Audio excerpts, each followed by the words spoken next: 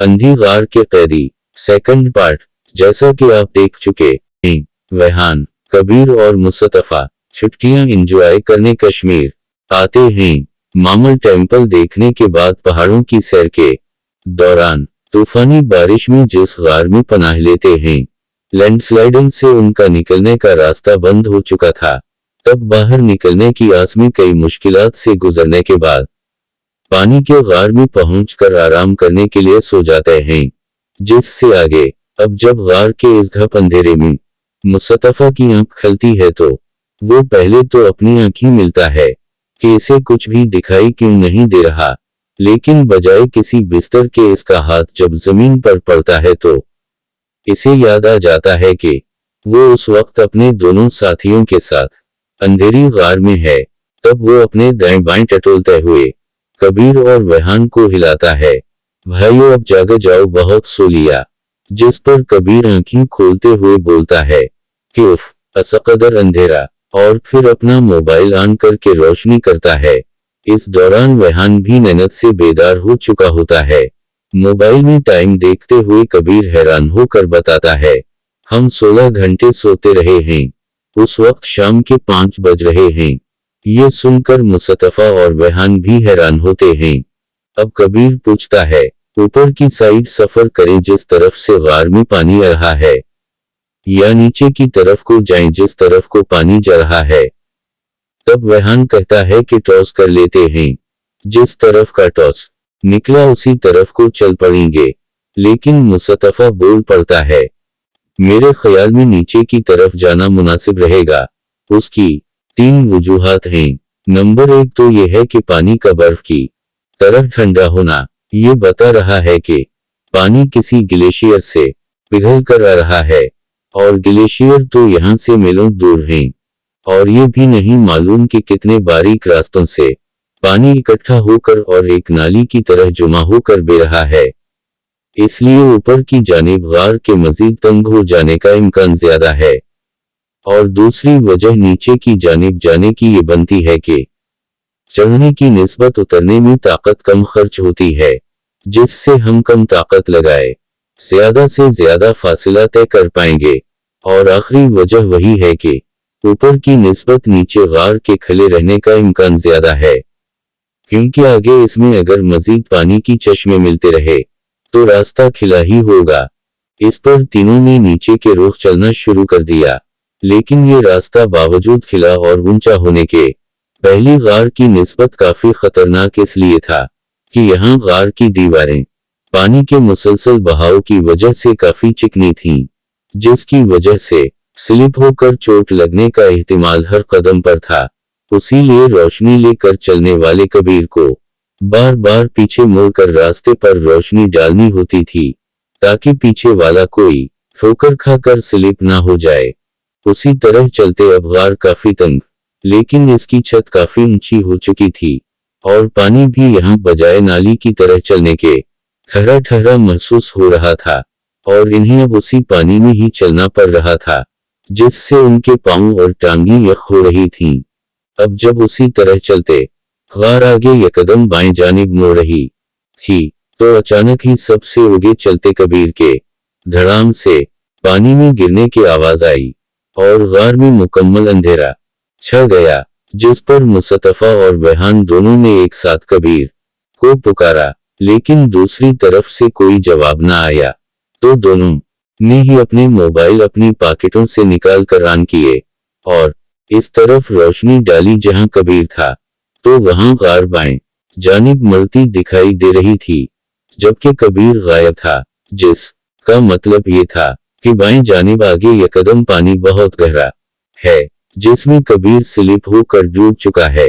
अभी वो हका बका खड़े ये देख ही रहे थे कि इन्हें छप छप करती कबीर के तैरने की आवाज आई, जिसे सुनकर दोनों ने आवाजें देनी शुरू की, कबीर तुम खैरियत से हो ना? तो थोड़ी देर बाद इन्हें कबीर ने जवाब दिया, हाँ मैं पानी से निकल चुका हूँ, तुम दोनों को भी तैरते हुए इस जगह को पार करना है। जिस पर दोनों ने अपने मोबाइल एक शापर में पैक किए, जो मुस्तफा के बैग में था। अपने बैग अपनी पीठ से टाइट करके दोनों बारी बारी अंधेरे में तैरते दूसरी तरफ जा पहुंचे जहां कबीर पहले से मौजूद था और ठंडे यह पानी में तैरने की वजह से कांप रहा था। अब मुस्तफा ने अपना बैग खोला। तब रेहान ने कहा कि हम बैगों का बोझ खामख्वाह ही उठाए, फिर तय हैं यहाँ जहां चलना भी दुश्वार है, क्यों ना हम बैगों को यहीं छोड़ दें। तो कबीर बोला, भले मानस, हम एक बिल्कुल अंधे रास्ते पर हैं, क्या मालूम इन्हीं में से कोई चीज आगे हमारे किसी काम आ जाए, इसलिए इन्हें उठाए रखना ही मुनासिब है। इस पर मुस्तफा ने भी कबीर की बात की तायीद की और रेहान ने भी उनकी अहमियत को समझते हुए तायीद में सर हिलाया। तो कबीर अपने पीठ पर हाथ फेर कर कहता है, यार उस वक्त तो भूख के मारे पीठ में चूहे दौड़ रहे हैं। जिस पर मुस्तफा हंसते हुए जवाब देता है, इन चूहों को पीठ में पानी भर के गिरफ्त कर दो। जिस पर रेहान और कबीर दोनों जोर से कहकहा लगाते हैं और रेहान बोलता है, हाँ भाई, इसके अलावा चारा भी तो कोई नहीं, पानी से ही पीठ भर के भूख का आसरा करना पड़ेगा। तीनों ने पानी पिया और आगे चलने लगे। तकरीबन 3 घंटे उसी तरह चलते। कभी कहीं गार काफी तंग हो जाती और कहीं कुशादा, और कभी एक साइड और कभी दूसरी साइड मरती, और कहीं ऐसा भी होता कि चौड़ाई तो 12-15 फीट की है और ऊंचाई इतनी कम के घुटनों के बल चलना पड़ रहा है। अब जब एक जगह गार काफी कुशादा हुई तो तीनों ने यहाँ कुछ देर बैठकर आराम करने का फैसला किया। जब तीनों उस जगह बैठे आपस में बातें कर रहे थे तो रेहान ने कहा कि अगर आज रात तक भी हम यहाँ से बाहर निकलकर घर फोन करने में कामयाब ना हो पाए तो यकीनन घर वालों को परेशानी होगी, क्योंकि हमने बताया हुआ था कि 3 दिन हम ऐसी जगह होंगे जहां सिग्नल्स ना होने की वजह से शायद राब्ता ना हो पाए। तो मुस्तफा ने कहा कि मुसलसल 3 दिन राब्ता ना होना भी उनके लिए परेशानी का बायस बन रहा होगा, लेकिन अगर आज रात भी हमारी कॉल ना गई तो लाजमी वो हमें ढूंढने निकल खड़े होंगे। जिस पर कबीर बोला कि हाँ, हमने उनसे ये तो नहीं कहा था कि बिल्कुल भी सिग्नल नहीं होते, यही कहा था कि कहीं होते हैं और कहीं नहीं होते, इसलिए जब आज भी हमारी कॉल ना गई तो वो जरूर ही हमारी तलाश करेंगे, लेकिन उनके तलाश करने से होना कुछ नहीं, क्योंकि हमारा किसी को भी इल्म नहीं कि हम कहाँ हैं। जिस जगह हमने गार में पनाह ली थी वो आम रास्तों से तो बिल्कुल हटकर है, और ये गार भी झाड़ियों से इस तरह ढकी हुई थी कि किसी को भी इसका ख्याल ही नहीं आना, और अब तो वैसे ही इसके आगे चट्टान है, तो कोई सोच भी नहीं सकता होगा कि इसके पीछे कोई गार भी होगी जिसे देखा जाए। 2 घंटे आराम करने के बाद तीनों फिर आगे को चल पड़े और तकरीबन 7 घंटे गिरते पड़ते ठोकरें खाते और दूसरे को संभालते, बाज औकात बहुत ही तंग जगहों से तकरीबन फंस कर गुजरते। वो एक ऐसी जगह रुके जहां गार तो काफी तंग थी, लेकिन ऊंचाई लगभग 18-19 फीट थी। जब उनके सामने लकड़ी का पुराना और बीच में से क्रैक हवा एक शहतीर पड़ा दिखाई दिया, जिसकी मोटाई 4 इंच के करीब और चौड़ाई 10 इंच थी, जिसे देखते ही कबीर खुशी से चलाया। हम किसी कान के नीचे हैं, जिससे ये लकड़ी का पल ऊपर से टूटकर किसी जमाने में नीचे गिरा होगा, और इसकी साथ ही उसने मोबाइल से ऊपर रोशनी फेंकी, लेकिन ऊपर तो सिर्फ पत्थर की छत थी, जिसमें ऐसा कुछ नहीं था जो कबीर समझा था। लेकिन इसके बावजूद कबीर ने पूरे यकीन से कहा, चलो वापस और इस जगह को तलाश करें जहां से गिरने के बाद ये लकड़ी का शहतीर पानी में बहकर यहाँ पहुंचा है। तब तीनों वापस हुए और मुसलसल ऊपर रोशनी डाल रहे थे। तकरीबन पौना घंटा वापस चलने के बाद आखिरकार इन्होंने तकरीबन 20-22 फीट ऊपर दाएं और बाएं ऐसे गार नुमा होल देख लिए जो एक दूसरे के आमने सामने थे, जिस पर तीनों ने खुशी से नारा लगाया और एक दूसरे को खुशी से गले लगाने लगे। अब मसला उनका 20-22 फीट ऊपर जाने का था, क्योंकि यहाँ गार की दीवारें बिल्कुल सपाट पथरीली और प्लेन थीं, और कोई ऐसा सहारा नहीं था कि जिसका आसरा करके ये इतनी ऊपर जाने में कामयाब हो पाते। जिस पर मुस्तफा ने सवाल किया, क्या हम ऊपर जाने के लिए इस शहतीर की मदद ले सकते हैं, जिसको देखने की वजह से हम यहाँ पहुंचे हैं? तो रेहान ने कहा कि इसकी टोटल लंबाई 10 फीट से ज्यादा नहीं, और बीच से टूट भी चुका है। इसके जरिए 20-22 फीट ऊपर जाना कैसे मुमकिन है? तब कबीर ने खुशी से चटकी बजाते हुए कहा, हम इसके बीच से करेक्ट दोनों हिस्सों को अलग करके गार की दोनों दीवारों के साथ फंसाते हुए एक एक करके ऊपर जा सकते हैं। तब तीनों वापस हुए और इस लकड़ी के शहतीर को घसीट लाए। उसके दोनों हिस्सों को मोड़कर एक दूसरे से अलग किया।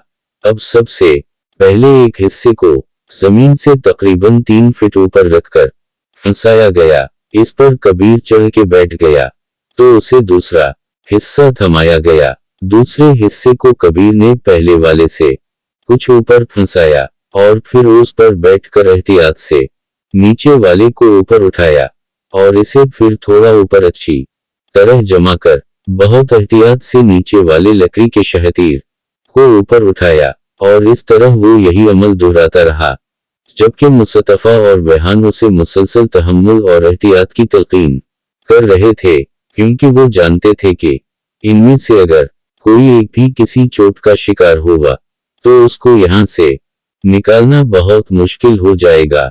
जब कबीर बिल्कुल ऊपर वहां तक पहुंच गया जहां लकड़ी को मजीद आमने सामने की दीवारों में फंसाना मुमकिन नहीं था, तो उसने इस बार नीचे वाले तख्ते को उखाड़ने के बाद दोनों को नीचे से हटने का कहा।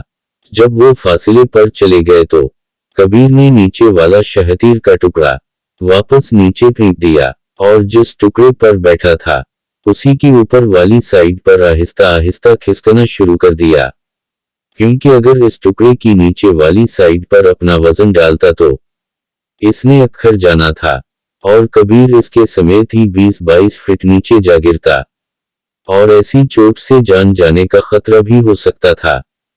अब कबीर बहुत ही एहतियात से आगे खसकते खसकते ऊपर की सुरंग तक पहुंचकर इसकी जमीन पर दोनों हाथ जमाने के बाद एक झटके से खुद को इस कान में गिराता है और फिर आगे को खसक कर उठ बैठता है और नीचे झानक कर आवाज देता है, नीचे से साइड पर हो जाओ, मैं लकड़ी नीचे फेंक रहा हूं।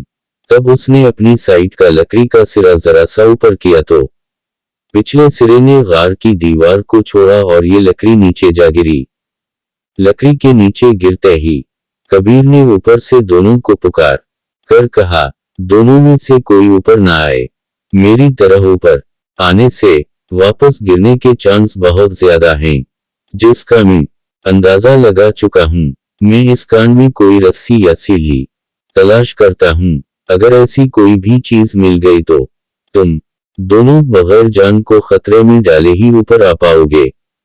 जिस पर दोनों ने रजामंदी जाहिर की। कबीर बोला कि एक मोबाइल किसी कपड़े में लपेट कर ऊपर फेंको, मुझे यहाँ रोशनी चाहिए। तब एक मोबाइल को तौलिए में लपेट कर ऊपर फेंका गया, जिसे बआसानी कबीर ने कैच कर लिया।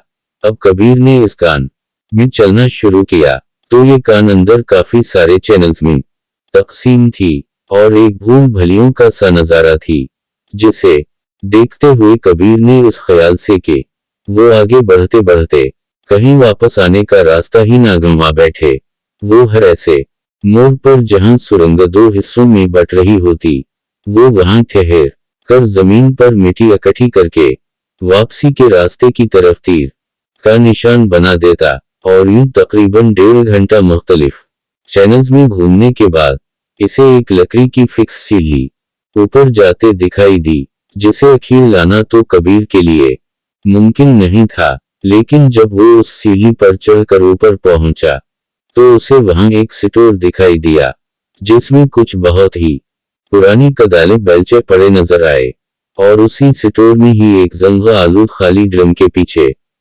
एक दाड़े की तरह लिपटा रस्सा दिखाई दिया, जो काफी लंबा और भारी था। अब कबीर ने वो रस्सा उठाया और साथ ही एक कुदाल भी उठाई, जो बाकियों में से कुछ अच्छी हालत में थी।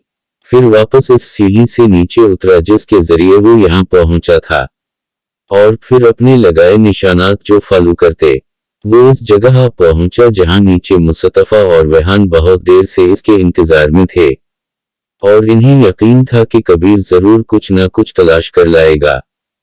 अब कबीर ने उनको अपने आने की खबर करने के बाद इस रस्से पर थोड़े थोड़े फासले पर मोटी गांठी लगाएं और नीचे तक पहुंचने का अंदाजा करके बाकी के हिस्से को कुदाल से बांधकर कुदाल को इस बारीक गड्ढे में फंसाया जो उसने अभी इस मकसद के लिए खोदा था, और खुद इस कुदाल के डंडे पर बैठ गया ताकि कुदाल रस्से को पकड़कर ऊपर चढ़ने वाले के बूझ से निकलने ना पाए, और रस्सा नीचे फेंक दिया।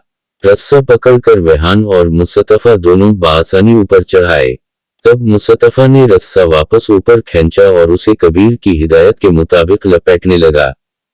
इस वक्त शाम के तकरीबन 7:15 बज रहे थे। जब रेहान ने मोबाइल में टाइम देखा तो बोला, हमारी माँ यकीनन उस वक्त एक दूसरे से फोन पर लगी होंगी कि लड़कों का फोन अब तक क्यों नहीं आया, और सुबह होते ही हमारे तीनों के वालिद एक साथ हमारी तलाश के लिए श्रीनगर को निकल खड़े होंगे। काश ऐसा हो कि हम उनके सुबह निकलने से पहले ही यहाँ से निकल पाएं, इन्हें कॉल करके सफर और हमारी गुमशुदगी की परेशानी से निकाल पाएं। कबीर जो इन दोनों को ऊपर लाने के लिए सामान ढूंढे और रस्सा वगैरह लाने की वजह से बहुत थक चुका था, कहने लगा, यार उस वक्त फौरी चलने की तो मुझ में बिल्कुल सकत नहीं है, थोड़ा आराम कर ले फिर निकलते हैं। साथ ही दोनों को अपने मोबाइल पावर ऑफ करने का कहा। नामालूम मजीद कब तक हमें उनकी रोशनी की जरूरत रहे, इसलिए चार्जिंग बचाए रखना ही जरूरी है। ये कहकर कबीर टांगी फैलाकर वहीं लेट गया, जबकि रेहान और मुस्तफा दीवार से टैक लगाकर बैठे आपस में बातें करने लगे। उसके साथ ही इस कहानी का सेकंड पार्ट अपने इख्तिताम को पहुंचता है। तमाम देखने और सुनने वालों को अच्छे दिनों की नवीद के साथ खुदा हाफिज।